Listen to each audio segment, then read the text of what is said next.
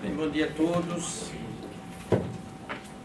Hoje vamos ter uma sessão diferenciada, tão diferenciada quanto qualificada, com dois eminentes professores, jovens ambos, de cujo currículo denso, rico, dará conta a professora Lília, já, daqui a pouquinho, depois das minhas saudações. O SEBEC experimenta hoje mais uma oportunidade de cumprir a sua função. Nós sabemos cada vez mais que já não basta a existência pura, formal e ainda que física de uma instituição. É preciso que a instituição funcione. Diga para o que veio, né? Dê o seu recado. Atue. Um grama de exemplo vale mais do que uma tonelada de palavras, ditado chinês. Não é? A gente quer ver as instituições funcionando com toda fidedignidade, com toda fidelidade às respectivas funções. Quando uma instituição cumpre bem o seu papel, é fiel à sua função, ela se dá o respeito e emplaca e pega, dá certo. Não é, professor eminente Eduardo Cardoso, querido ministro? É tudo que queremos para o nosso país, né? Que as instituições funcionem. Quando o Supremo decidiu ontem, desde a semana passada que já vinha decidindo sobre o foro especial por prerrogativa de função, nos deu uma lição, né, de que não basta estar investido no cargo, é preciso estar no desempenho do cargo para fazer jus à prerrogativa de foro. Não é uma prerrogativa, não é um foro especial por prerrogativa de cargo. Não existe isso. Né? É prerrogativa, foro especial por prerrogativa de função. Certas diferenças, né, sutis têm que ser vincadas, anotadas, registradas, porque fazem a diferença. Essas diferenças sutis é que levam o direito a cumprir o seu eminente papel de mais refinada técnica universal de controle social. Eu gosto de dizer assim, não existe o cargo de Supremo Ministro. O adjetivo Supremo, o adjetivo Supremo é para a instituição. Como dizia Rui Barbosa, salvação sim, salvadores não.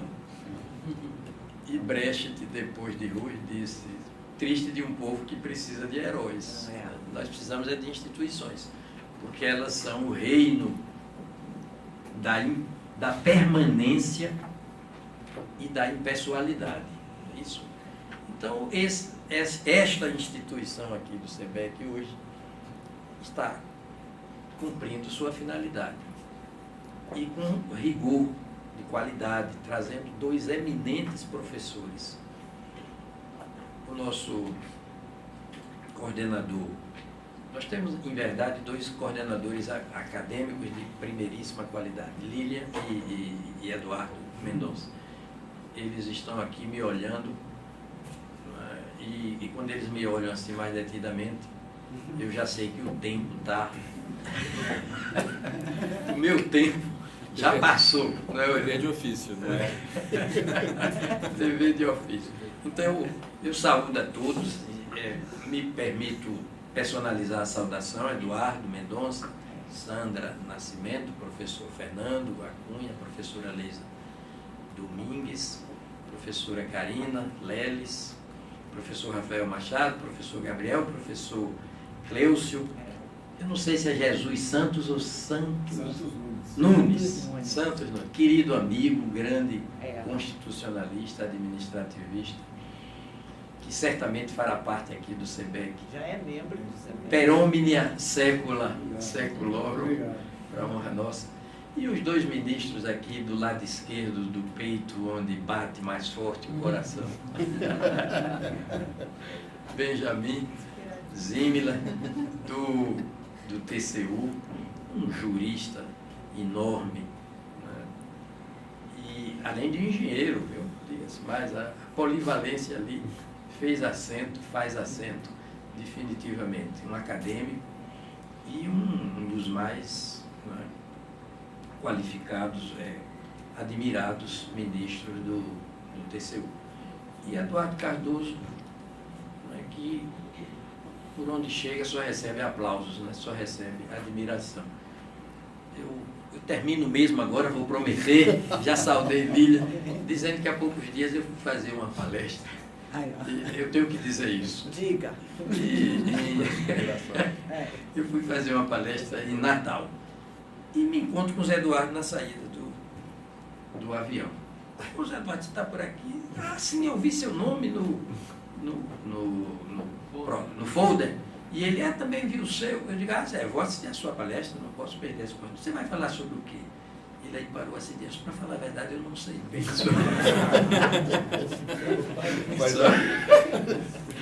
Aí ele chegou para mim, e você vai falar sobre o quê? Eu digo, olha, para falar a verdade, também com essa minha vida. Com essa minha vida corridíssima, concorridíssima.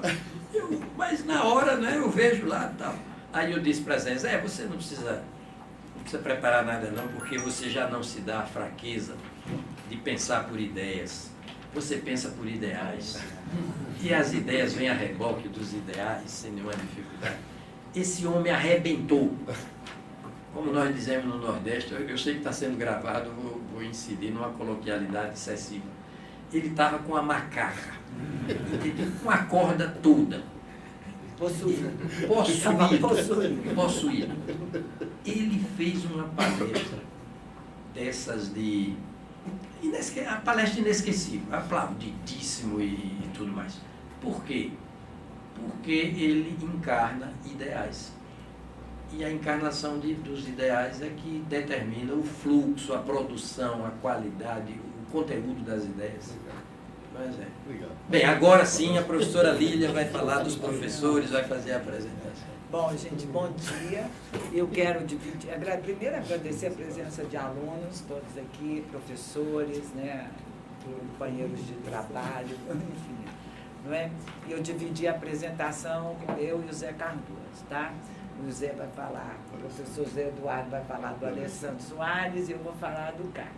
Bom, primeiramente, agradecer a vocês dois estarem aqui e nós resolvemos fazer uma dinâmica diferente hoje no Centro Brasileiro de Estudos Constitucionais, para trazer perspectivas diferenciadas para a gente num ano extremamente fragilizado eleitoralmente, né, onde a gente está aqui praticamente sem candidato a nenhuma eleição, né, chegando o segundo semestre aí, e com uma democracia e com modelos que a gente precisa rediscutir, repensar, né, nosso movimento eleitoral, as nossas escolhas, inclusive a forma que a gente escolhe os nossos candidatos, não é? Eu acho que isso é uma dinâmica que a gente tem que repensar.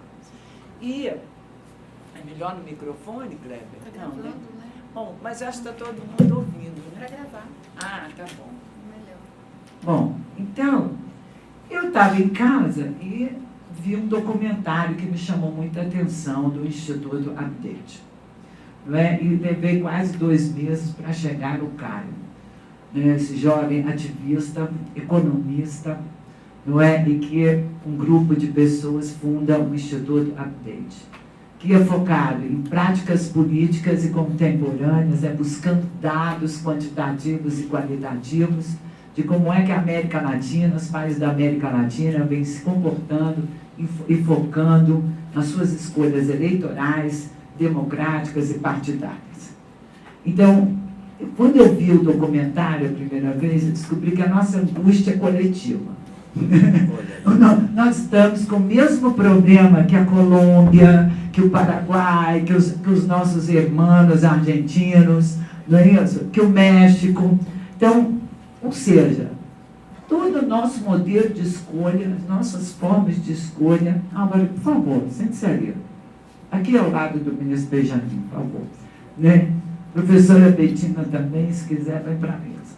Bom, então, isso é importante para que a gente assista. Como esse semestre nós escolhemos como tema democracia e eleição, nada melhor do que trazer o Caio, não é, com o Instituto Update, apresentando para a gente dados, e olha que eles vão apresentar um relatório em breve, né, já com a compilação final desses dados quantitativos, que espelham toda essa angústia do eleitorado, de candidatos avulsos, né, se elegendo, a democracia digital como uma realidade, né? O eleitor quer participar, nós temos uma sociedade hoje interligada em rede, essa rede não quer ficar de fora das escolhas e do Congresso, mas não é? A gente não pode só ser lembrado em época de eleição. A sociedade não quer mais isso, nós estamos insatisfeitos, eu acho que é uma insatisfação geral, uma angústia geral. Né? Então, o Caio está aqui para mostrar isso tudo para a gente. Eu estou muito agradecida dele ter tido tempo, que é uma agenda também, que toda vez que eu estou no México, eu estou não sei aonde, eu penso, bom, quando é que ele chega no Brasil, indo em São Paulo, é outro departamento. Mas, enfim, eu quero agradecer, e eu acho que vocês vão adorar.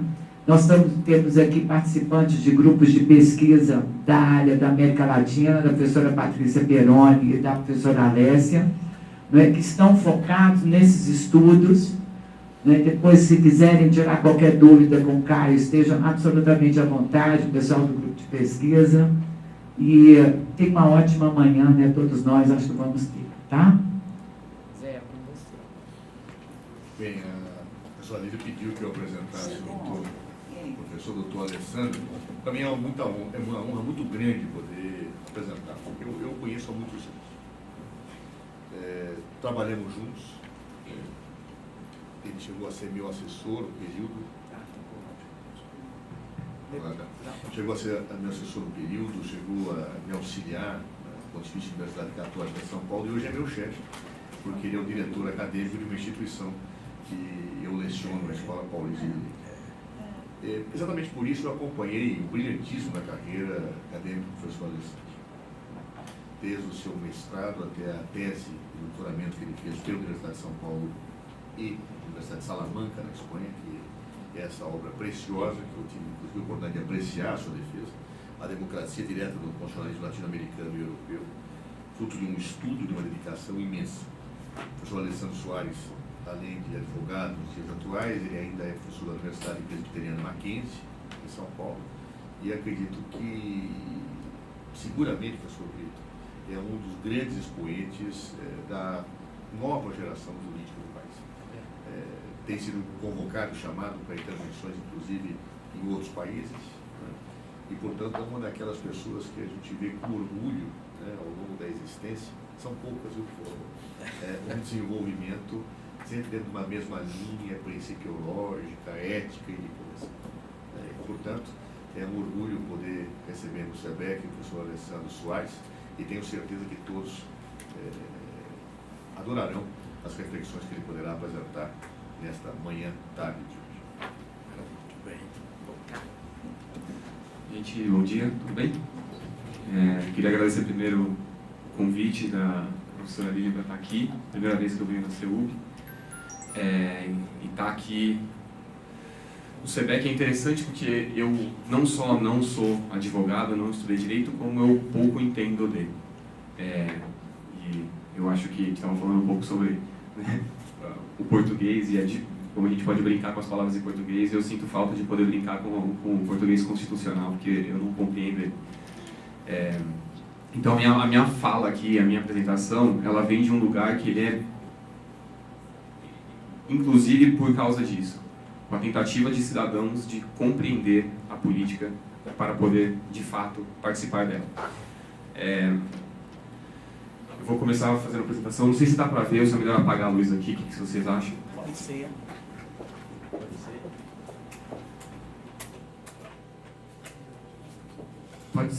Se quiser ser só apagar essa daqui e só da frente, não precisa ser todas. Agora eu fiquei no escuro, o que você acha? Tipo, só essa, deixar apagada e acender a luz. Acho que pode ser melhor. Eu não sou boa nessas coisas. Bom, e meu nome é Caio Pendolini, eu sou, como a professora disse, eu sou economista de formação, mas sou mais praticante do ativismo do que da economia. Uso o que eu aprendi de economia para fazer ativismo. E eu trabalho no Instituto Update. Eu venho aqui, na verdade, com 2 chapéus, 2 coisas que eu vou apresentar para vocês. Uma é o Instituto Update e outra é a bancada ativista. Uma é uma organização de sociedade civil, a outra é um movimento político. O Instituto Update é uma organização, é um laboratório de inovação política.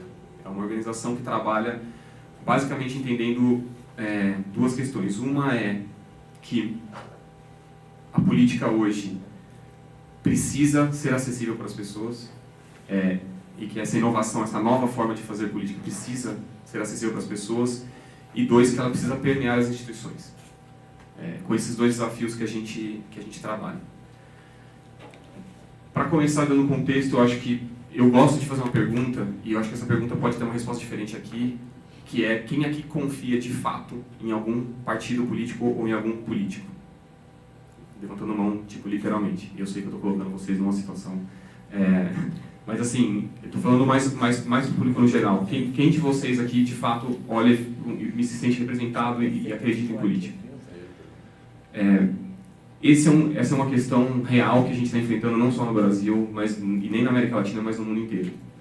Diversas pesquisas, eu vou trazer menos dados aqui, porque os dados vocês podem procurá-los depois, mas tem diversos dados dizendo que a gente, como cidadãos, não confiamos mais nas instituições políticas. E a gente tem um problema sério aqui, que vai gerando, essa falta de confiança vai gerando uma crise de representatividade. Essa falta de confiança vai gerando uma crise institucional, e ela vai gerando uma crise de referências, porque quando a gente não tem para onde mirar, para onde olhar, quando a gente não tem referências, a gente se perde a esperança da capacidade de reconstruir alguma coisa. Então, basicamente, o que eu vim fazer aqui com vocês, nessa linha do que você falou aqui de gramas de exemplo, eu vim trazer algumas gramas de exemplo, buscando inspiração, e é isso que o Update faz. Quando a gente faz uma série na Globo News, é uma série para a gente contar histórias de coisas que estão atualizando a política para o século XXI. Porque a política vai ser atualizada no século XXI, a gente queira ou não. O resultado dessa atualização é que ainda está em disputa. Então é um pouco disso que eu vim falar aqui hoje. Quando a gente perde a confiança em política, a gente gera fenômenos como esse. E eu usei um fenômeno aqui estrangeiro, para não usar os nossos, que a gente tem diversos também. Mas a gente vai gerando um sentimento crescente de antipolítica, de fake news, de discurso de ódio, que vai contaminando o debate público de uma forma que as pessoas começam a acreditar em pessoas que dizem que não acreditam em política, mas querem ocupá-la. As pessoas começam a acreditar em respostas simplistas para problemas complexos. Então é fácil eu dizer que se um problema que eu identifico é a questão de imigração, que eu vou construir um muro. Isso apela para muita gente. É fácil dizer num país dos níveis de violência como o Brasil, de que bandido bom é bandido morto. Isso apela para muita gente. Isso apela de verdade. E esse é um problema que a gente está encarando hoje muito concreto no nosso país. Enquanto isso aqui está acontecendo, a gente também vê surgir um ecossistema de inovação política no Brasil e na América Latina. Esse ecossistema de inovação política é uma série de iniciativas que trabalham com práticas diferentes e buscam resgatar e reduzir a distância entre representantes e representados, entre o cidadão e o poder público. Quando a gente fala de inovação política, é importante a gente falar sobre o que é inovação política. São práticas. A gente entende que são iniciativas que reduzem essa distância entre representantes e representados e que utilizam práticas como participação cidadã, como controle social, transparência, accountability, inovação pública, os próprios meios de comunicação independente e assim por diante. Mas é importante a gente falar o que a gente não entende como inovação política. Não são aplicativos para salvar o mundo, é uma coisa dependente, totalmente dependente da tecnologia. Não é um fenômeno geracional, onde tudo que vem de pessoas jovens é bom e que vem de pessoas de maior idade é ruim. Não é um rompimento com o passado, de que tudo que foi construído até agora não funciona. e não é, inclusive, uma propriedade de algum campo ideológico. Quando a gente olhou e começou a pesquisar esse ecossistema de inovação política, a gente entendeu algumas dificuldades para olhar para ele, né? A primeira é que é muito pulverizado.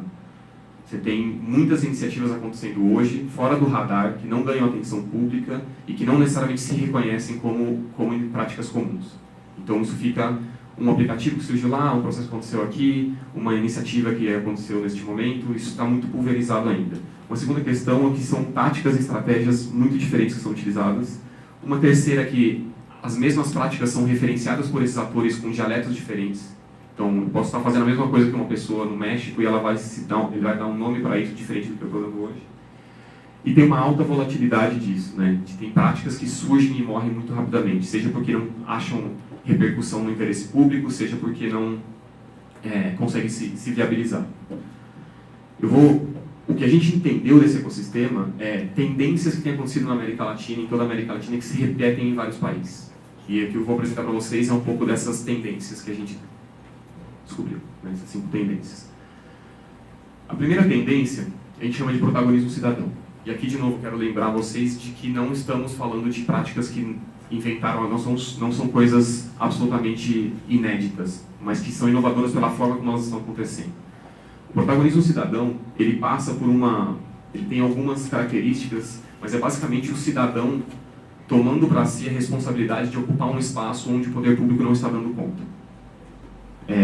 Isso acontece, por exemplo, com uma pressão ativista, e aqui, obviamente, pressão ativista, de novo, não é uma coisa inédita, mas como, por exemplo, um movimento secundarista em São Paulo se organizou para frear uma medida do governo de São Paulo para fazer cortes na educação estadual, a forma como isso foi feito, a forma descentralizada, a forma não coordenada por partidos políticos, a forma de comunicação, a estética que foi trabalhada, tudo isso são fatores inovadores que a gente vê se repetindo em vários lugares da América Latina, como no Peru, nos Estados Unidos, na questão da violência de Ayotzinapa no México. A gente vê esse tipo de iniciativas, essas novas pressões populares, novas pressões ativistas, elas vêm se manifestando em vários lugares da América Latina. Uma segunda característica é algo que a gente chama de micropolítica, que é cidadãos se organizando, por exemplo, entendendo que existe uma praça que é violenta, ou que está com falta de luz, ou que está com algum problema do lado da casa deles, eles se organizando para transformar essa praça e não esperar para depender nem do Estado conseguir fazer isso, nem de nenhuma empresa vir e bancar esse processo. Então é uma cidadania organizada, suprindo gargalos, ainda em escala pequena, em escala local, mas isso tem acontecido sistematicamente pela América Latina. Porbibabi, por exemplo, é uma plataforma no Uruguai onde os cidadãos podem mapear os problemas que estão acontecendo, desde buraco na rua, luz queimada, até sugestões que eles têm, e a partir disso, eles tanto conectam com o poder público, quanto eles podem se organizar para resolver isso, buscar formas de resolver. A formação P2P é o que a gente diz sobre como a formação cidadã e política hoje está acontecendo na América Latina também. Existe uma forma hoje que é menos uma formação de cidadania e uma formação política baseado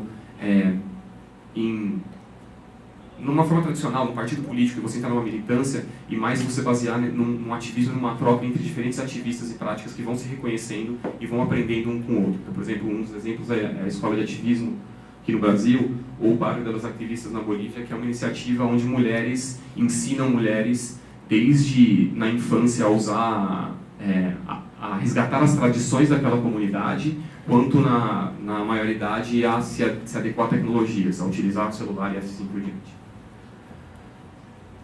Tem uma segunda tendência que a gente viu, que a gente chama de identidade estética, que é a forma de comunicar interesses públicos. Assuntos de interesse público. A gente sabe que falar muitas vezes sobre assuntos de interesse público é super complexo, é super difícil, e muitas vezes é chato mesmo. A maior parte das pessoas não tem acesso a isso. A gente exclui boa parte da população quando a gente vai fazer uma discussão muito formal, quando a gente vai fazer uma discussão muito complexa. A gente tem visto na América Latina uma tendência de trabalhar a forma e conteúdo, e a forma como conteúdo, como uma forma de aproximar pessoas de debates públicos. Então esse, por exemplo, em Outros Sapatos, que é uma plataforma latino-americana, ela é uma plataforma que conta histórias te coloca nos sapatos de imigrantes e de minorias para você entender as tomadas de decisões. Você vai clicando e você vai navegando uma série de perguntas e respostas de uma jovem mulher pobre na Bolívia que quer migrar para a Espanha para encontrar a irmã e ter oportunidade de trabalho. Então você vai vendo com áudios, com inserção, e você vai desenvolvendo uma empatia por aquela pessoa, por aquela situação daquela pessoa, que é mais eficiente do que eu virar para você e falar que para você entender minorias você tem que ser empático. Uma coisa é eu falar sobre isso, outra coisa é eu criar um roteiro que te coloca nessa situação, que te coloca nesses sapatos. O que a gente chama de narrativa, e aqui é uma combinação também para entrar já nessa questão, que é você usar humor, você usar outros mecanismos para falar sobre política, falar sobre temas de interesse. Então, quando a gente tem, por exemplo, o Greg News, aqui é um caso claro disso, de você precisar comunicar coisas urgentes e você achar no humor um caminho para fazer isso que tenha mais aceitação. E a questão de engajamento por causas. A gente tem visto recorrentemente na América Latina que as pessoas, os cidadãos comuns, têm se engajado mais por causas específicas do que por pacotes ideológicos ou visões de um partido político específico. Então, assim, a onda feminista que aconteceu aqui no Brasil e em toda a América Latina, ela conecta pessoas que não necessariamente têm a mesma visão de economia, que não necessariamente têm a mesma visão sobre como deveria ser resolvida a educação, a saúde, ou qualquer outro assunto do país, mas que se reconhecem como mulher, entendem a dificuldade, entendem o que toda mulher passou e encontram aí uma forma de atuar conjuntamente. Isso é recorrente, isso tem sido uma estratégia utilizada por movimentos para convocar pessoas e para pressionar governos. A terceira tendência que a gente tem visto, a gente chama de cidadão em foco. Cidadão em foco, basicamente, é como é que a gente traz o cidadão para o centro do desenho de políticas e serviços públicos. Eu acho que isso tem acontecido também em vários países da América Latina. A primeira coisa são os laboratórios de governo. São espaços dentro do poder executivo com uma certa autonomia para subsidiar a formação de políticas públicas. Então, quando a gente vai para o laboratório da Ciudad, no México, quando o Ministério de Transporte, o Secretário de Transporte específico na cidade, diz que vai investir em ciclovias, o que esse laboratório faz? Ele pega e desenvolve uma ferramenta online onde qualquer cidadão pode mapear num trajeto no mapa onde que ele anda de bicicleta na cidade. E isso vai subsidiar essa construção de ciclovias, porque vamos construir ciclovias onde as pessoas estão. Então é usado a tecnologia e usado o input do cidadão de uma forma descentralizada para tomar uma decisão estratégica sobre política pública. E só vale a pena fazer uma ressalva, que todas as coisas que eu estou dizendo aqui também, gente, são coisas que estão acontecendo, não são coisas que a gente acha que eu estou de acordo ou que são absolutamente efetivas. Tem muitos laboratórios de governo que são bastante fake, que estão lá simplesmente para usar a narrativa de inovação, mas não necessariamente para subsidiar nada de colocar o cidadão no centro de nada.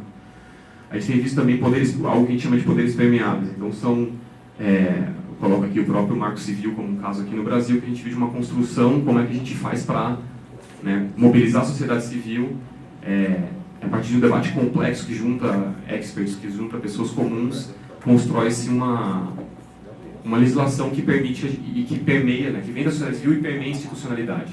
Esse é um caminho. A gente tem visto governos, por exemplo, de Nariño, na Colômbia, que é um estado bastante fragilizado, com bastante violência, colocando no centro do seu plano de governo a transparência, a participação, o engajamento cidadão.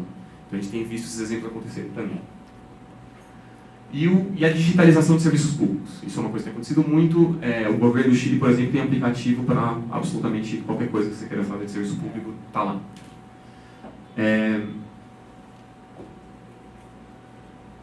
A quarta tendência é o que a gente chama de transparência 360. A gente passou os últimos 20 anos na sociedade civil batalhando por lei de acesso à informação, por medidas de transparência, e a gente começou a se fazer algumas perguntas algum tempo atrás, que beleza, a gente tem acesso a todos esses dados, e agora? O que a gente vai fazer com eles?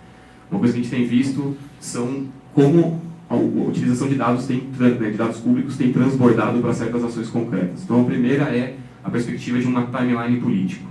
É você conseguir mapear a história de um candidato ou de uma pessoa pública e você entender o que ela passou até agora. Principalmente isso é muito útil, por exemplo, no momento de eleições. É de você entender aquela pessoa e auxiliar o voto a partir de um histórico de uma pessoa, o que ela já fez, o que ela provou, se ela tem acusações, enfim. Processos ali. Então, você vai construindo um histórico dessa pessoa a partir de dados públicos. uma coisa chamada infoverificação, que é muito basicamente coisa de fact-checking, que a gente consegue hoje, em tempo real, né, validar aquelas informações que estão sendo ditas, seja no debate presidencial, por exemplo, ou por algum ator político em algum momento, e isso tem acontecido em toda a América Latina. E, por fim, a coisa do infoguerrilha, que é quando o hacker e o jornalista se unem e começam a trabalhar muito na perspectiva dos leaks.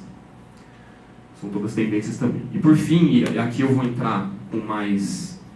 porque eu acho que parte dessa conversa tem a ver com isso, que é a questão das ruas às urnas. O que a gente tem visto? Em toda a América Latina, nos últimos 10 anos, a gente viu protestos de milhões de pessoas irem às ruas em basicamente todos os países. Aqui no Brasil, em junho de 2013, na Argentina com o Una Menos, no Chile por causa da questão da educação, na Colômbia pelo Acordo de Paz, no México por violência, e a gente tem visto isso acontecer em basicamente todos os países da América Latina.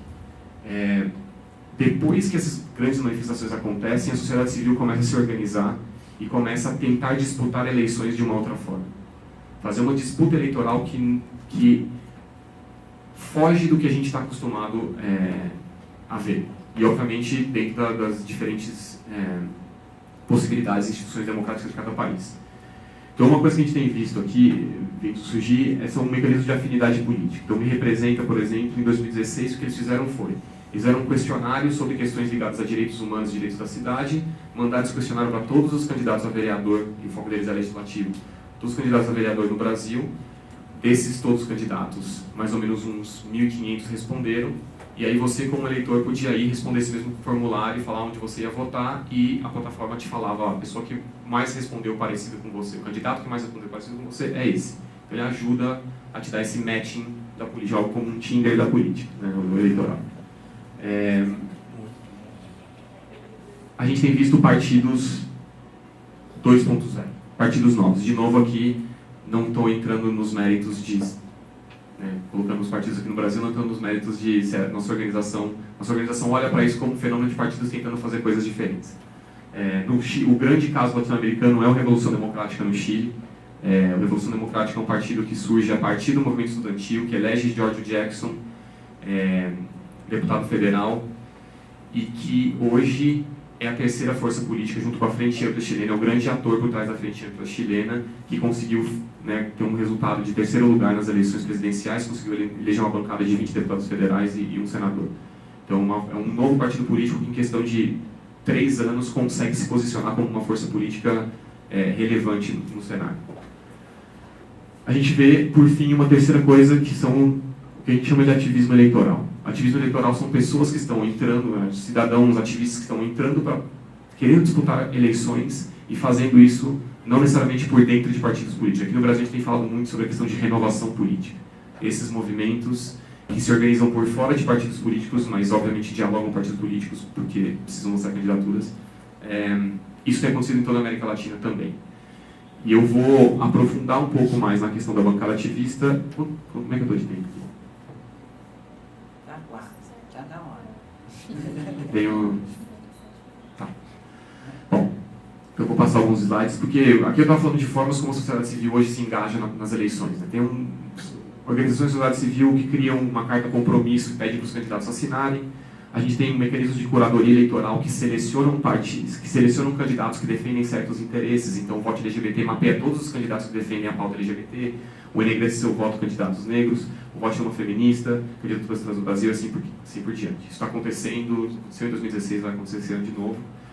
A gente tem esses movimentos de formação de candidatos, como a RAPS, o Renova BR, o CLB, e a gente tem esses movimentos de renovação, né? Bancada, o Nós, Muitas, Agora, Acredito, a gente tem visto isso surgir. Eu vou falar do caso da bancada ativista, que é um outro chapéu que eu tenho, porque como organização de sociedade civil a gente tem limitações do que a gente pode fazer no cenário político e como movimento político a gente tem certas outras liberdades.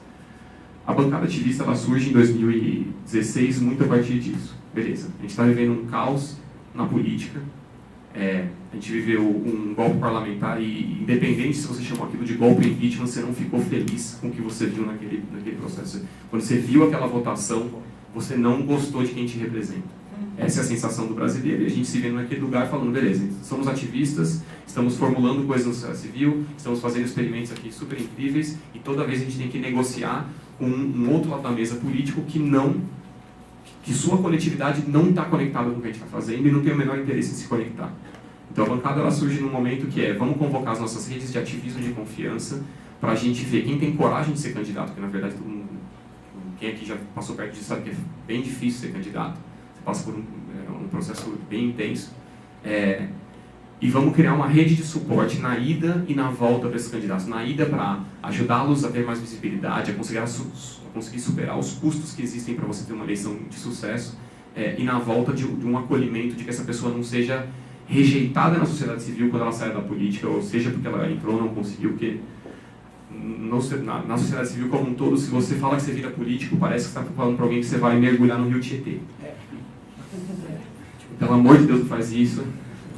Então, assim, a gente, de fato, essa rejeição não chega perto, fala, isso não vai dar certo, e se você chega muito perto, a galera começa a se afastar e fala, bom, agora você está indo sozinho. Então a gente queria ocupar a política para transformá-la, mas os caminhos tradicionais não funcionavam. A gente queria apoiar pessoas que eram de partidos diferentes, que não estavam coligados, a gente queria fazer de uma forma diferente, que não estava escrita, que a gente tinha que experimentar, que a gente tinha que inventar, e a gente partiu de um lugar que a gente tinha muito enraizado, que era vínculos, confiança e construídos na base do ativismo, de ir para a rua, você constrói muito vínculo quando você vai para a rua e você toma chuva junto, você carrega a caixa junto, você apoia a polícia junto, você constrói vínculo. O que a gente fez para juntar essa experimentação política? A primeira coisa foi juntar nossa indignação com responsabilização. Então, obviamente a gente pode ficar indignado, mas ficar indignado e ficar xingando, mandando textão no Facebook não resolve muitas coisas. A gente precisa se responsabilizar pelas consequências. A gente precisa entender como parte do que está acontecendo no nosso país e não como um ser que só está avaliando o que está acontecendo.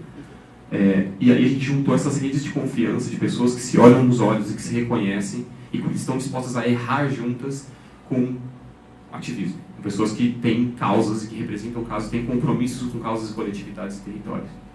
Por favor, professor, pode repetir esse do errar juntos? Eu gostei muito disso. Pode repetir o juízo? Sim. O errar juntos é basicamente o que a gente entende nesse processo a gente está fazendo uma coisa que a gente não sabe fazer. A gente tem fórmulas para a gente concorrer às eleições que a gente não quer seguir, a gente vai ter que inventar outra coisa, outro jeito de fazer isso. Inventar algo é errar, por definição. Então a gente precisa aprender a errar juntos. E isso, a confiança, a construção de vínculo é necessária para esse processo. A gente aprender a saber que a gente vai testar uma coisa agora e que ela pode não dar certo, e mesmo assim a gente não vai desistir porque isso daqui não deu certo, porque a gente está experimentando. Então é um processo bastante científico de experimentação, e o erro é aprendizado. Quais foram os critérios de seleção de quem que a gente iria apoiar? A gente apoiou candidatos nunca antes eleitos porque a gente acha que eles têm menos vício na política institucional. Mas ser novo na política institucional não quer dizer que você é uma pessoa boa, ou ruim, ou legal, ou vai fazer uma coisa direito. Então a gente recorre ao ativismo porque são pessoas comprometidas com causas, são pessoas comprometidas com processos, com coletividades.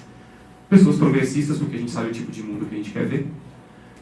Eu coloquei ativismo 2 vezes aqui, aparentemente, e pessoas que estão dispostas a fazer campanha eleitoral de um jeito diferente. E isso é importante. Se a gente entender, se a gente achar que renovação política é pegar novas pessoas, fazer os mesmos processos, eu acho que a gente vai ter uma surpresa muito negativa no futuro. O que a gente fazia como atuação como um coletivo? E aqui eu estou me arriscando a falar isso na frente dos ministros, porque a gente fazia comunicação digital, a gente comunicava isso, a gente fazia eventos presenciais, de sentar os candidatos com pessoas, a gente fazia uma coisa meio numa lógica daqueles speed dating, sabe, de sentar cadeira por cadeira, e os candidatos irem conversando com pessoas, porque a gente acredita que a política se faz de perto. A gente dava formação para essas pessoas, e formação menos ideológica ou política, porque essas pessoas são ativistas, elas têm isso, e mais formação de como é que você disputa eleições. Articulação política com movimentos coletivos e boteca, é importante colocar isso, porque se a gente está falando de política construída com confiança, a cerveja tem um papel. Da gente se encontrar e da gente se reconhecer de um lugar humano e não ficar falando só sobre os problemas, mas sim também conseguir distensionar. Qual foi o resultado desse processo? A gente apoiou candidatos de 2 partidos diferentes, foi do PSOL e da Rede de Sustentabilidade, e não porque a gente dialogou com esses partidos, mas porque esses ativistas estavam nesses partidos. A gente teve esses 8 ativistas somaram 73.355 votos, um em cada voto de São Paulo foi para um candidato apoiado pela bancada ativista, 65% desses votos foram em mulheres, 35% em negros, A gente teve 50 pessoas envolvidas nesse processo e a gente teve uma vereadora eleita, a Sâmia Bonfim. Então o resultado da bancada ativista foi esse. Eu ia passar um vídeo, que foi o vídeo da reta final da bancada ativista, mas acho que eu já estourei o tempo, depois eu mando para vocês. Obrigado. Muito bem.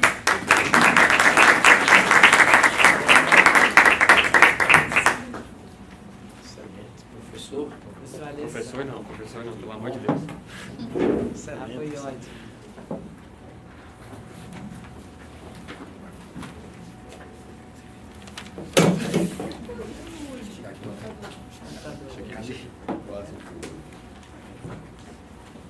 Ainda bem que a água não é do Tietê.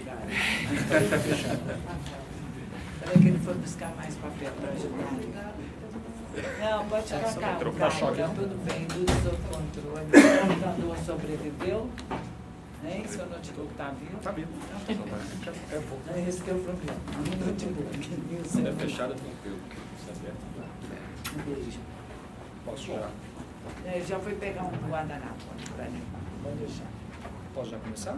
Pode, Alessandro. Fica Bem, bem. inicialmente agradecer o convite realizado por esse centro de estudos, principalmente na pessoa do professor ministro Aires Brito, da professora Lilian, e em nome deles já cumprimentar todos os colegas que estão aqui hoje, professores, agradecer as gentis palavras excessivas do professor José Eduardo Cardoso, né, na apresentação, e já sei que nós temos um tempo curto, vou ser bastante objetivo. Eu tinha feito uma apresentação, talvez fosse longa demais, a gente às vezes prepara de maneira pretensiosa a apresentação, e no fundo a gente tem pouco tempo para falar, o professor gosta de falar muito. Né? Eu vou ser muito direto à apresentação de um livro, que é sobre a democracia na América Latina, onde eu realizei um processo de análise de direito comparado, de caráter institucional, mas que me levou necessariamente a realizar um estudo também em relação a certas realidades históricas e a certos processos políticos. Limitei a análise aqui basicamente em 4 países.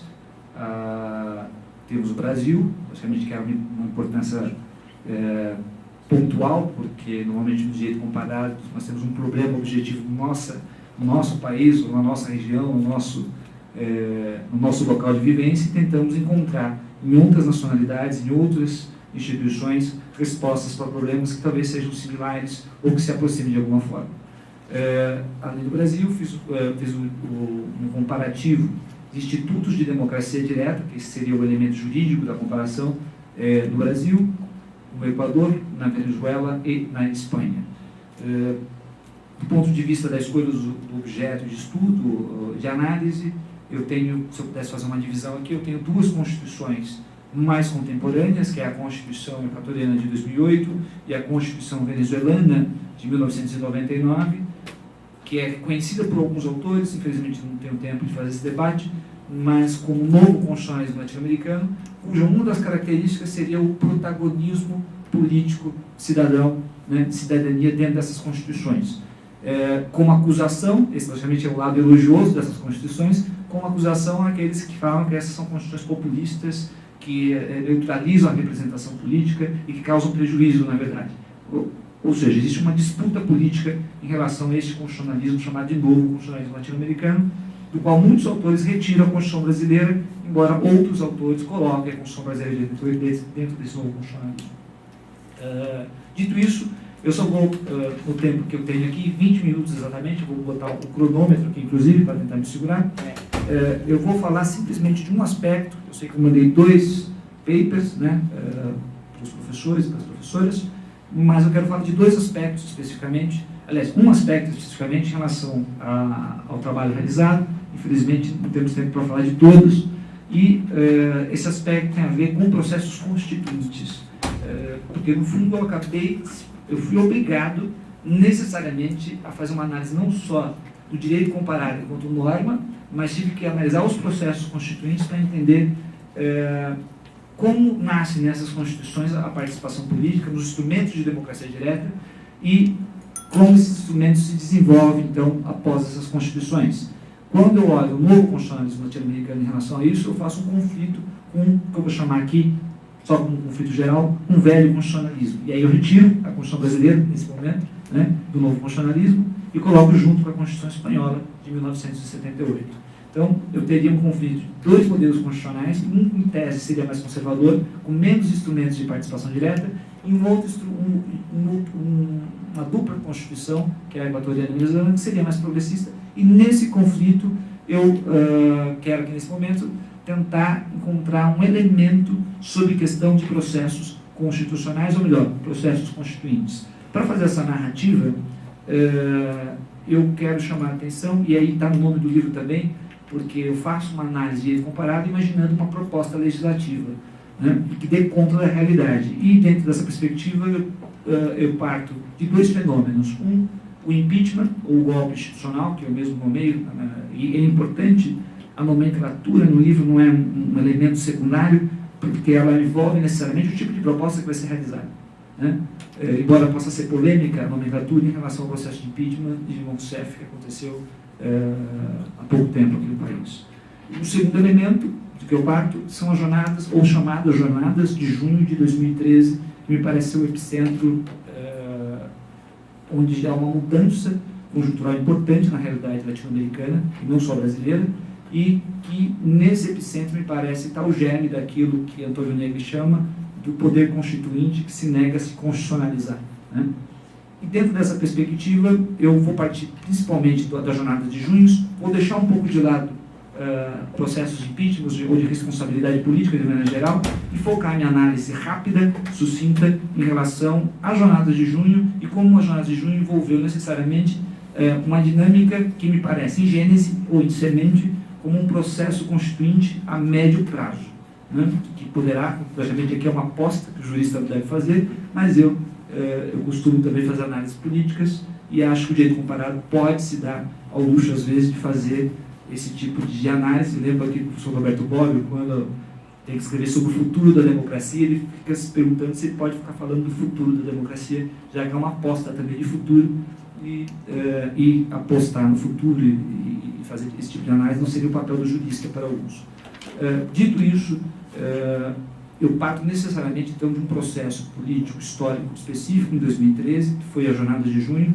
O termo jornada, ele é um termo problemático, porque ele remete, quem utilizou o termo, remete às famosas jornadas de 1848 do Marx, né?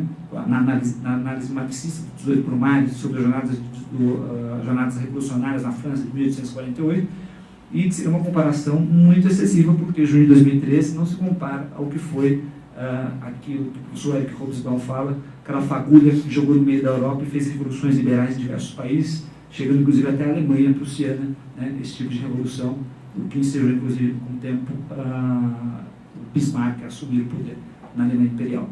De qualquer forma, junho de 2013, jornadas ou não, representou um movimento, primeiro, de rua ou de ativismos, né? Nós tivemos aqui no Brasil um epicentro específico que foi São Paulo, no qual você tinha uma demanda, e essa demanda ela é interessante, porque era uma demanda por serviços públicos de início, ela tem a ver com aquilo que nós, no campo do direito público, chamamos do princípio da modicidade das tarifas de serviços públicos, ou seja, a ideia que os serviços públicos devem ter qualidade e um preço razoável, e havia um aumento de tarifas públicas em São Paulo especificamente. Este aumento de tarifas públicas foi questionado em movimentos de rua, como havia sido questionado anteriormente, nos anos anteriores, né? Com uma diferença específica. Essas mobilizações ganharam massa com o tempo, né? O que deixou muita gente atordoada, tanto a direita quanto a esquerda, quanto as mídias, quanto os movimentos organizados, quanto os movimentos desorganizados. Basicamente, no dia 2 de fevereiro, acho que foi 2 de janeiro, 2 de junho, a Prefeitura de São Paulo, juntamente com o Estado, aumenta a tarifa de serviço público de transporte coletivo, e no dia 6 é marcada uma primeira manifestação, que junta mais ou menos 2.000 pessoas, né? Depois marca-se uma segunda manifestação, acredito eu, para o dia 6 e 7, e uma terceira manifestação, e essa sim importante, que foi no dia 11, na capital paulista, e essa do dia 11 sofre uma repressão muito forte da polícia, né? essa repressão faz com que o movimento aumente drasticamente uma segunda manifestação no dia 13 de junho. Essa, no dia 13 de junho, sofre mais uma vez uma repressão policial, né, muito forte também, só que dessa vez desmedida. Quem lembra dessas cenas de cabeça, ou pode ver pelo menos pelos vídeos na internet, vai ver que a polícia realmente existe ali um conflito, um confronto aberto, inclusive jornalistas acabam apanhando, pessoas que estavam andando na rua acabam tomando tiros de bala de borracha, e a partir daquele momento há uma solidariedade das pessoas em relação ao movimento, né, que era o movimento Passe Livre na época, e essa solidariedade começa a tomar corpo muito forte. E as pessoas, numa semana seguinte, e lembrando que dia 16 iniciava-se no Brasil a Copa das Confederações, se não me engano, 16 de junho, se não me engano, e na mesma semana que isso acontece, as mídias, os grandes jornais, são contra essas manifestações, se manifestam desta forma, contra as manifestações, e na semana seguinte muda a versão dos fatos. Isso é perceptível tanto por pesquisas específicas, quanto por qualquer pessoa assistindo aqueles relatos percebe essa mudança de relato, e a partir do dia 16, 17, 18, 19 e 20 de junho, a mobilização na cidade de São Paulo ganha uma amplitude gigantesca, assumindo inclusive dimensões nacionais. Então, uma manifestação de 2 a 5 mil pessoas, em São Paulo chega a 75 mil pessoas, de repente, e chegando no final do dia 20, principalmente, a praticamente 1 milhão de pessoas no país inteiro. Ou seja, as ruas se fecham, literalmente.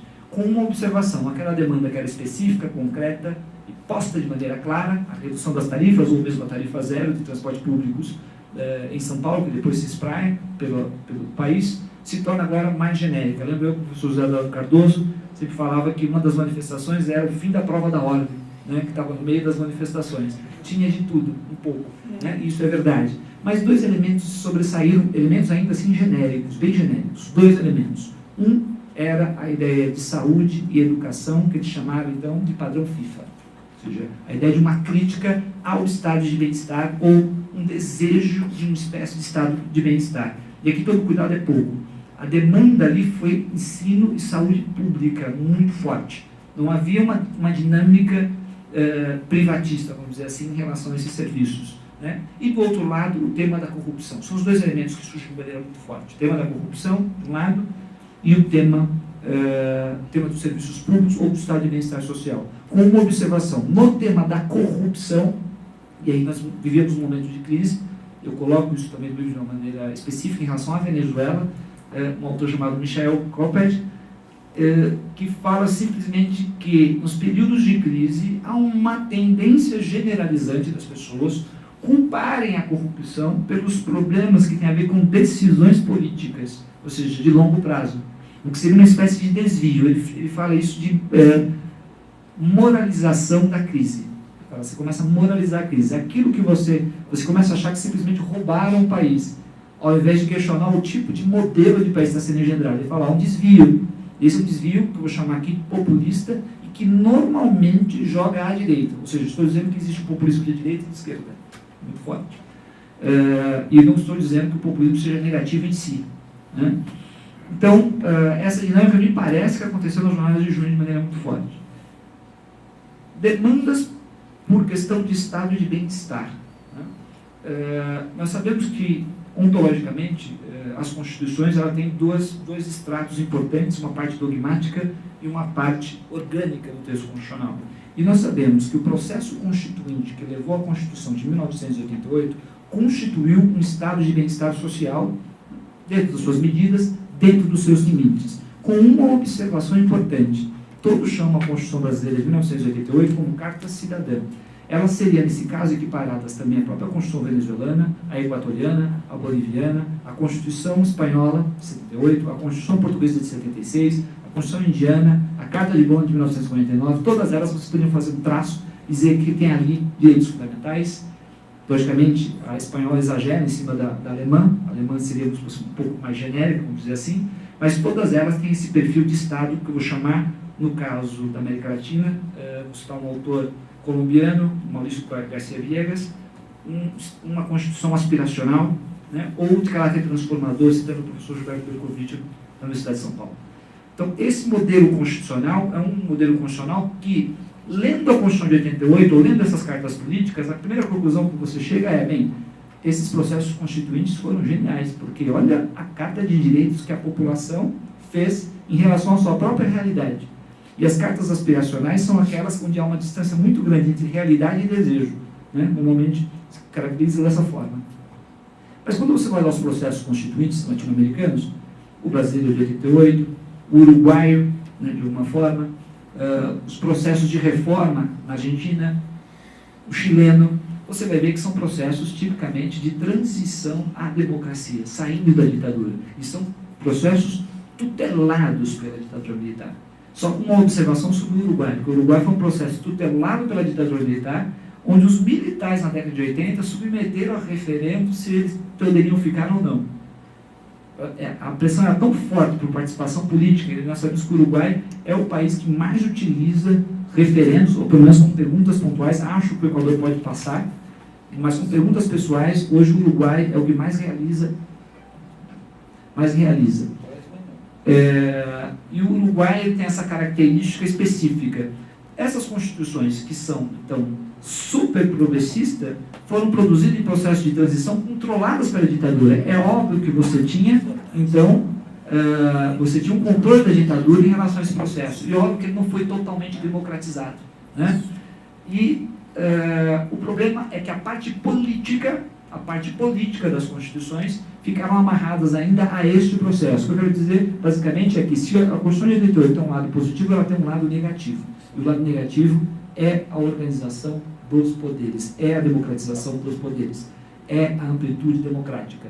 Nesse sentido, lembro eu que, frente à jornada de junho de 2013, e aí vai o fato onde eu posso concluir, lembro que as manifestações dos últimos dias, dentro do dia 20, ela se locomove, eu estava aqui na Praça dos Três Poderes, ela se locomove diretamente em direção ao Congresso Nacional, uma espécie de cobrança ao Congresso em relação àquelas demandas.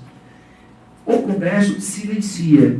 A população tende, então, né, como diria o velho Marx, né, o Congresso é o espírito da nação, a presidência da República é o corpo, é um só. Né? E a população pode, então, migrar diretamente para demandar isso à presidência da República. Eu lembro que a presidenta Dilma Rousseff, logicamente, como presidente da República, você não foge à responsabilidade, assumindo a responsabilidade naquele momento histórico e de liderança, ela propõe alguns pactos, no dia 24 de junho, um pouquinho depois, alguns pactos para resolver a crise, não necessariamente resolver, mas amenizar aquelas demandas. Então ela pega com o governo, pega as demandas que estão na rua. Quais são as demandas? Corrupção, não é isso? Serviços públicos, educação, saúde, e faz um pacote. Não vou entrar aqui no pacote inteiro, mas uma única proposta que havia no pacote era plebiscito para uma reforma, para a convocação de uma constituinte para a reforma do sistema político. Em bom português, a proposta era basicamente constituir uma Câmara paralela ao Congresso Nacional, com poder soberano, simplesmente para realizar a Constituição. Em bom português, significa fazer o que o processo constituinte de 88 não fez, sem Congresso Constituinte. Todo mundo sabe como termina um Congresso Constituinte brigando com o Legislativo, né? Eu não preciso avisar quem seria derrotado em tese, quem teria poder originário e quem não teria. Tudo bem? E a possibilidade de chamar um processo constituinte não existe na Constituição de 1988. Existe na Constituição Espanhola de 1978, existe na Constituição Equatoriana, existe na Constituição Venezuelana, mas não existe na Constituição de 88. Como nós poderíamos chamar? Pelo poder constituinte originário, a partir de um plebiscito, que está na mão de quem? Do próprio Congresso. Do próprio Congresso. Logicamente, o Congresso não se suicida como regra geral. Não se suicida como regra geral. Porque a hipótese que eu levantaria aqui, que eu levanto no livro, é uma alteração constitucional, porque o processo constituinte irá surgir.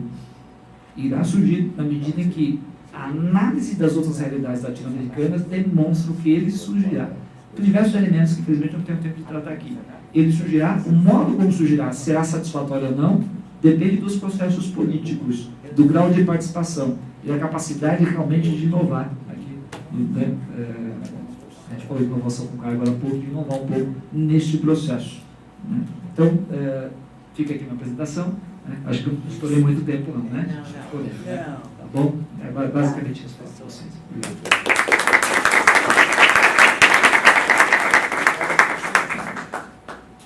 Vamos abrir o debate.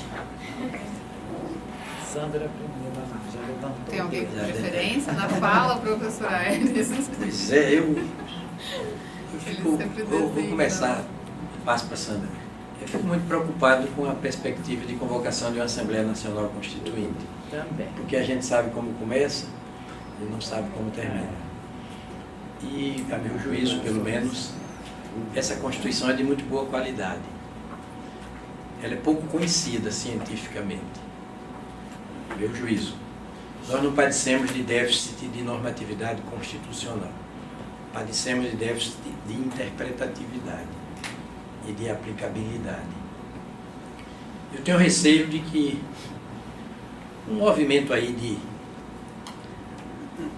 políticos de todos os partidos, mas em desvantagem biológica perante essa Constituição, terminem concebendo um acordão aí, um grande pacto destrutivo dessa Constituição. E eu receio por um retrocesso democrático, ético e até no plano do bem-estar social. Porque essa Constituição é magnificamente redutora de desigualdades sociais e regionais.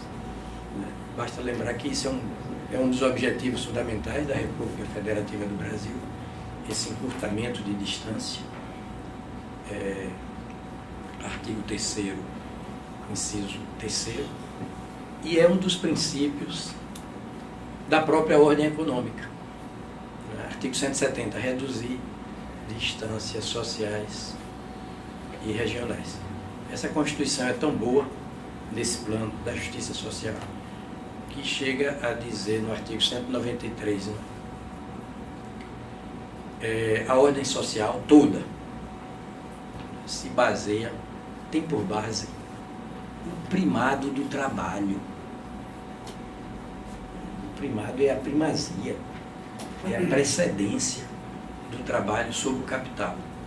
A gente vai para o artigo 170 e, se o interpretar sistemicamente, como deve ser, a gente chega à conclusão de que o capitalismo brasileiro não é um capitalismo singelo, é um capitalismo social. E de que nossa economia de mercado não é uma singela economia de mercado, é uma economia social de mercado. Então eu tenho muito receio de um movimento de insatisfação profunda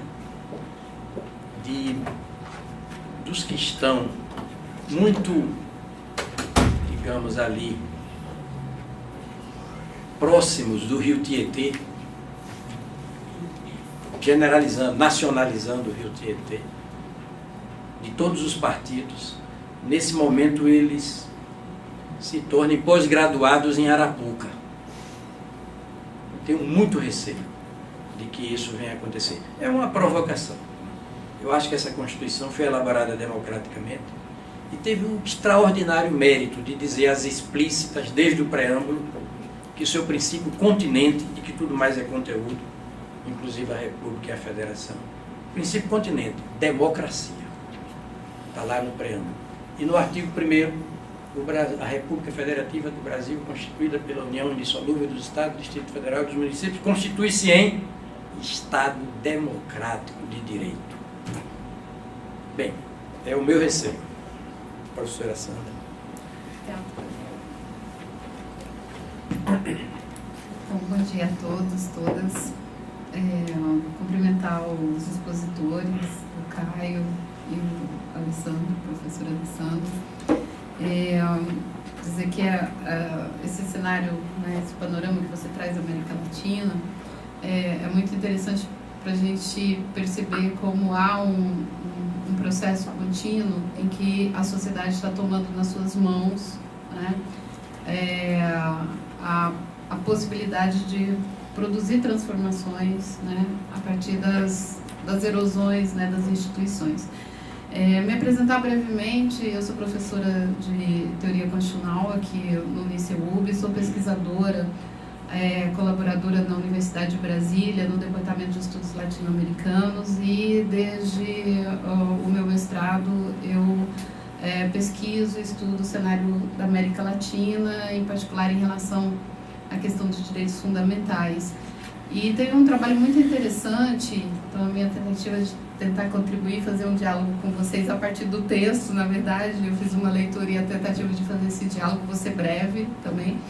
A minha dissertação de mestrado, eu me deparei com uma obra bem interessante, que é um estudo sobre a transição democrática, as transições democráticas na América Latina, em que os autores fazem uma classificação de transições pactuadas e não pactuadas, pactuadas com os governos militares. Juan Lins e Alfredo Stepan. Stepan, exatamente, Juan Lins e Stepan.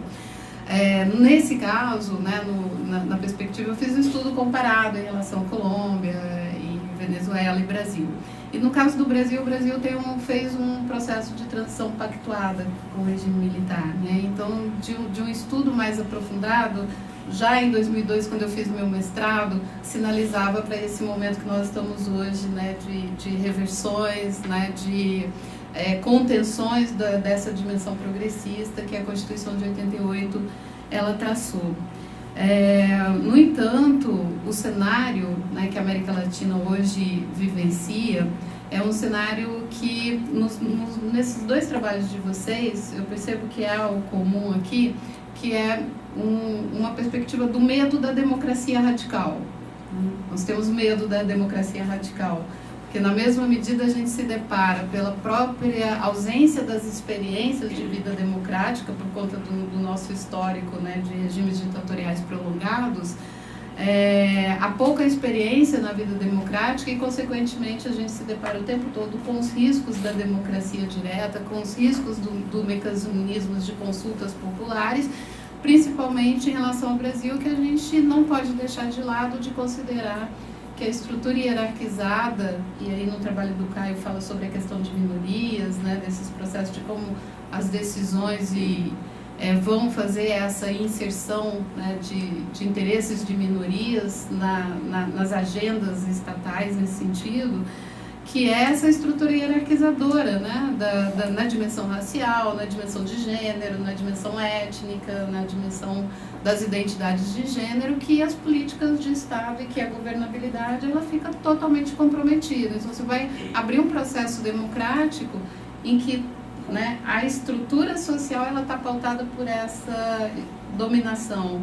Então, qual é a chance efetiva, né, dentro da dimensão política partidária e ideológica, de haver realmente ocupação de espaços de poder por grupos que tradicionalmente foram excluídos? Então, é sempre um risco. E, na verdade, o risco é exatamente o que aconteceu nas jornadas de junho, na minha visão, né? E um processo que a gente analisa, por ter participado no âmbito da advocacia popular também, que é a apropriação desses movimentos legítimos, né, de microlocais, de demandas por grupos, né, de tendências fascistas, de mecanismos conservadores, que se apropriam, redefinem as pautas, reconfiguram o trajeto, né, reconfigura o trajeto político e volta a inviabilizar a participação popular no sentido, né, dos vários interesses em jogo. Então, o que eu vi nesses dois trabalhos de vocês, e aí tentando colocar uma contribuição e perguntar, tanto na perspectiva dos dados que vocês têm, como na posição em relação à Espanha, a gente sabe que, filosoficamente, a caixa de Pandora ela foi fechada com a esperança dentro. Porque a esperança é o grande problema da humanidade. Você ter esperança de algo futuro é justamente não poder atuar, né, no momento presente, nesse sentido. Então, eu queria saber, na perspectiva de vocês, tem alguma saída? O Caio pode responder. Professor Fernando, nós vamos fazer, e vocês fecham, lá os dois fecham. Sim, obrigada. E eu cumprimentar os dois pela exposição. Bom, obrigado, ministro. Eu também me esqueci, cumprimentar pela excelente exposição dos dois. Mil perdões por haver esquecido esse cumprimento tão justo.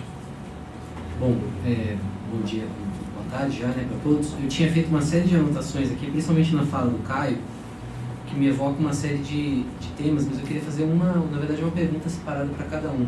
Apesar de eu ter mais proximidade com o tema do Alessandro, porque meu doutorado é sobre a Constituição do Equador e da Bolívia. Eu analiso os processos constituintes e vejo como eles se transformam como projetos populares, podem ser convertidos em projetos autoritários de poder. Então, eu já vou te fazer uma pergunta a respeito disso, analisar, mas uma das coisas que me saltou muito da sua fala, Caio, é que um dos focos é defesa de quem defende pautas específicas, né? Defesa não, mas apoio a quem defende, se compromete com algumas pautas específicas. Por exemplo, movimento LGBT, movimento negro, causas feministas, etc. e tal. A minha dissertação de mestrado tinha sido sobre preconceito e discriminação contra os nordestinos, especificamente, a forma como os tribunais trabalham a discriminação contra o Nordeste. Um dos autores que me basearam foi um autor que fala sobre luta por reconhecimento, que é um cara chamado Axel Honneth. E existe um debate muito grande que ele faz com uma outra autora, que também, os dois não são do direito. O Axel Honneth é um filósofo, a Nancy Fraser ela é uma socióloga, conhecida do movimento feminista, etc., uma das inspiradoras do movimento feminista. E ela opõe a essa luta por reconhecimento, ela vai dizer que existem pautas identitárias muito específicas. Ela vai dizer que um dos grandes problemas dos movimentos políticos hoje em dia são as pautas identitárias específicas. Por quê? Apesar dela ser do movimento feminista, ela vai dizer um dos problemas que a gente tem com isso é que a gente pede a leitura de que a transformação, ela obviamente fala de um lugar de fala de esquerda, qualquer transformação que queira colocar em evidência essas opressões precisa passar por uma transformação global. Então ela vai dizer, existe um problema com as lutas identitárias específicas, que é o fato de a gente perder a visão do global. Então, eu ainda acredito muito em partidos políticos, eu acho que é importante a gente trabalhar com uma perspectiva do global. Se a gente trabalha com pautas muito identitárias, você falou, existem feministas que trabalham que têm uma visão de economia liberal, e existem pessoas que têm uma visão de economia mais à esquerda. Eu acho isso um problema, né? Bom, eu especificamente estou no campo da esquerda, mas acho que existe um problema aí, que é que essas pautas identitárias muitas vezes mascaram o conhecimento do todo, de que uma transformação vem do todo. Quer saber como é que vocês trabalham isso, se o foco é efetivamente sobre pautas identitárias que eu estou dizendo não é essas identidades, essas lutas específicas, sabe? E se você não vê um problema aí da gente perder uma visão um pouco mais global. Especificamente em relação ao Alessandro, eu achei muito interessante, vou procurar adquirir sua obra. Uma das coisas que você disse na sua fala, são dois pontos bem rápidos. Você disse que um dos problemas que a gente tem você usa a distinção do Gagarella, né, entre parte orgânica e parte dogmática da Constituição, e você disse que um dos problemas que a gente tem é da nossa parte orgânica, no Brasil, e aí você situa um pouco desse problema no processo constituinte ter sido controlado. O Gagarella ele teve na minha banca de doutorado, e aí eu tive algumas dificuldades na hora de abordar algumas críticas. Mas uma das coisas que a gente vê, por exemplo, no Equador e na Bolívia, é que eles são processos populares. E lá eles têm problemas orgânicos talvez mais sérios até. Lá o projeto nasce popular, o constituinte equatoriano, por exemplo, é eleito em 2007. O processo equatoriano ele é bem sui generis, porque o presidente se lança como candidato a presidente e não tem nenhum deputado no Congresso. O que ele faz? Algo parecido com o Maduro. Convoca uma Assembleia Constituinte, ganha com 82% o referendo, convoca a Assembleia Constituinte, e aí o seu partido, Aliança País, ganha a maioria do processo constituinte. Primeiro ato do Congresso, da Assembleia Constituinte, trazer para si uma série de competências do Congresso Nacional, esvazia o Congresso Nacional. Muito parecido com o que aconteceu agora com a Venezuela. Mas esse processo nasce com a aprovação de 82%, a Constituição depois é ratificada por 67% dos votos. Na Bolívia a mesma coisa, a Constituição em 2009 é ratificada por 68% dos votos em 29 de janeiro de 2009. Então, uma série de amarras institucionais existem. Mas no próprio livro do Gagarella, eu tento tratar isso até na minha tese, há lá uma série de amarras institucionais. Por exemplo, as duas constituições falam sobre consulta popular indígena, mas as duas constituições têm problemas com a eficácia disso. Então, será que a crise decorre tanto do nosso processo de transição ter sido controlado, ou ele é um problema de poder mesmo, de que quem assume o poder quer tentar se manter lá? Essa é uma primeira provocação que eu faço. A segunda, sobre a alteração constitucional. O ministro falou algo que é brilhante, né? Que eu tenho receio, e aí tem um professor da Universidade de Miami, chamado David Landau, que tem escrito muito sobre direito constitucional comparado. Ele fala o seguinte: uma das coisas que a gente precisa ver, que a gente precisa ter consciência, principalmente em países de institucionalidade relativamente fraca, é que a gente muitas vezes mira nos melhores resultados, a gente busca o que ele chama de best case outcomes, e a gente esquece de evitar os piores cenários, os worst case scenarios. Então ele vai falar o seguinte: muitas vezes, com o objetivo de alcançar um melhor resultado possível, a gente esquece de se prevenir contra o pior resultado possível. E isso pode acontecer. Então ele vai falar: olha, a gente precisa muitas vezes trabalhar em processo constituinte com a ideia de avoiding worst case scenarios em vez de buscar os best case outcomes. Será que a gente Fernando, aqui... se você permite, é aquela história: eu era feliz e não sabia. Eu era feliz juridicamente e não sabia. E cuidado com o que você vai pedir a Deus, que Deus pode atender. Exatamente.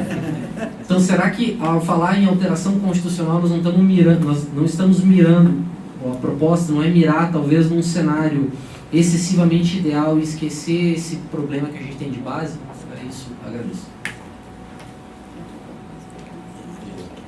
Gente, assim, nós estamos com a hora adiantada, né? Porque essa demanda, assim, então eu peço aos dois que sejam extremamente rápidos, assim, porque por mim e por vários aqui nós ficaríamos a tarde toda. Eu acho que Gabriel Sampaio queria falar, Eduardo, mas assim, tem pessoas que têm uma agenda. Eu tenho voo também. Ele tem voo, ele vai também hoje. Então está todo mundo em cima do horário. Eu posso trazê-los uma outra vez, assim, uma demanda até mais cedo, né, do que o nosso horário normal, porque eu acho que o tema é extremamente atual e interessante.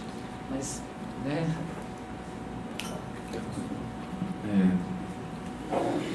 Tá. Sobre a questão, vou começar sobre a questão identitária como um todo. O que a gente tem visto de recorrente nesses movimentos políticos a gente tem visto um crescimento da pauta identitária mesmo. E eu acho que isso é inevitável, e eu não acho que isso é negativo, na verdade, porque eu acho que tem uma questão absolutamente necessária da gente se reconhecer, né, identitariamente, e a partir disso começar a construir entendimentos. O que a gente tem visto de avanço nesses dois sentidos, eu acho que, assim, muitos desses movimentos eles trabalham basicamente com três perspectivas. Uma perspectiva que é como é que a gente combate os privilégios, e aí tanto da classe política quanto das elites, né, como um todo. Então isso está muito forte nos discursos. Tem uma segunda questão, que é a questão de representatividade, que é outros corpos precisam ocupar a política, né? Não dá mais para ser homem branco representando mulheres ou negros ou indígenas. E por fim a coisa da radicalização da democracia. Esses três eixos, para além de discutir saúde, educação, cultura e as pautas tradicionais, esses três eixos, principalmente no legislativo, eles têm sido muito fortes. E radicalização da democracia na linha de não adianta a gente colocar aqui não adianta ser super representativo, combater privilégios e ficar trancado numa sala pensando política sozinho. A gente precisa estar com mandatos abertos, a gente precisa estar com mandatos participativos, transparentes, acessíveis. Então eu acho que isso como um todo tem acontecido, e tem uma coisa do identitário que está caindo transversalmente. Está num momento hoje ainda onde a gente precisa fazer mesas sobre a questão racial, sobre a questão de gênero, sobre a questão LGBT e assim por diante. O que a gente está vendo cada vez mais é simplesmente que esse é um passo para a gente chegar num lugar que não dá mais para a gente fazer um debate sobre qualquer assunto com um bando de gente igual. A gente precisa ter diversidade como um valor para a construção política. Ela não pode ser descartável, ela não pode ser opcional, ela não deveria ser forçada, mas está tendo que ser.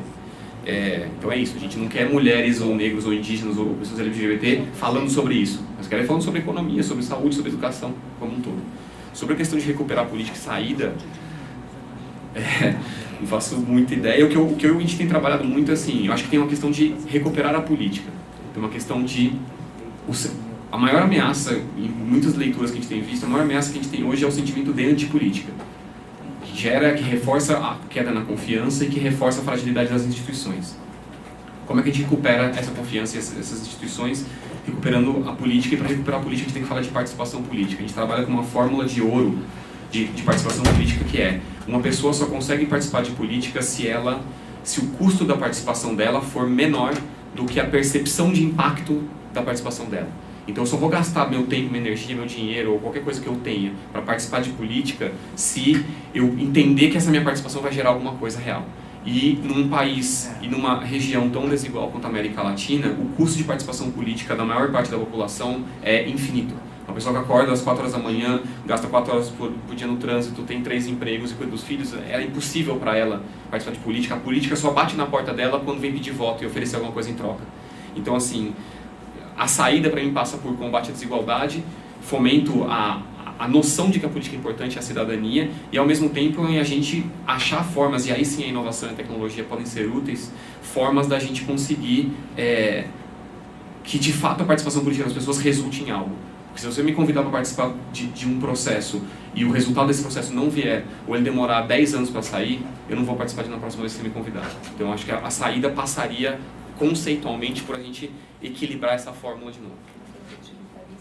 Ok, excelente. Acho que quanto à saída, eu fico com o Caio. Eu também. Com respeito. Fazendo já uma observação muito rápida, então, para a gente poder terminar. Logicamente, essa questão do melhor resultado do pior resultado serve para pensar a Constituinte como também para não pensar nela, porque é uma análise de conjuntura. Eu gosto muito do institucionalismo, eu sou um leitor weberiano, adoro, aprendi talvez a respeitar um pouco mais o institucionalismo com o professor André Singe, na Universidade de São Paulo, mas acho que o institucionalismo às vezes cria idealidades. Então, no sentido, se prega muito, todo mundo fala, grita, por exemplo, do hiperpresidencialismo na América Latina, né? Então, a galera fala um pouco disso, eu assumo a posição da galera no livro, mas hoje eu já começo a relativizar enquanto facto real, porque eu tenho também um hiperparlamentarismo. Então, eu não posso idealizar ele lá sem olhar a realidade concreta, como os fatos estão acontecendo. 2, eu reconheço que tem grupos sociais mais oligárquicos e menos oligárquicos, ou mais progressistas. Então, dependendo da conjuntura institucional, certos grupos terão mais possibilidade de demandar um consenso ou não em relação àquelas decisões. O que eu imagino? Eu imagino, logicamente, que a médio prazo, se tudo continuar como está, vai haver uma desconstitucionalização de direitos e um reforço da parte orgânica da Constituição, que eu acho que está acontecendo agora. Ou seja, a parte orgânica ela se reforça, as eleições, se tivesse um dado empírico, a próxima eleição vai revelar quem serão os reeleitos, as linhas políticas de cada um. Eu me lembro que a última eleição deu índice de que seria o Congresso mais conservador dos últimos anos. Se a próxima eleição for essa linha ideológico-política, isso significa o domínio completo do projeto 87-88. Não necessariamente foi a transição que fez isso, mas o processo político posterior está levando a isso. E, ao mesmo tempo, um conjunto de discussões sobre decisões, desde a PEC 95, etc., que não vai para a sociedade debater e quebrar o pau. Como, por exemplo, fez, ou eles se acham, pelo menos, eles se auto-referem dessa forma, a sociedade uruguaia, por exemplo, que fizeram a reforma da Previdência, mas quebrando o pau na sociedade durante muitos anos, e não uma espécie de reforma express, sem discussão, sem debate, sem possibilidade de um contra-ataque popular, sem possibilidade de absolutamente nada. Então, assim, eu tenho medo também de perder o time do que está acontecendo. Eu concordo que a parte dogmática, isso estava, de alguma forma, na proposta da reforma, da convocação da Assembleia Constituinte. Tudo bem que era um pouco idealista também, da parte do governo, que era um poder soberano originário limitado a reformar só o sistema político. Que seria uma coisa, né, estranha, mas foi a tentativa do quê? De dizer, não toque na parte dogmática, só na orgânica. Então seria essa uma espécie de jogo que acabaria com o Supremo Tribunal Federal. O que seria estranho, porque o Supremo teria que ficar tomando decisões em cima do poder constituinte. Então seria uma coisa sui generis no Brasil. Boa advertência.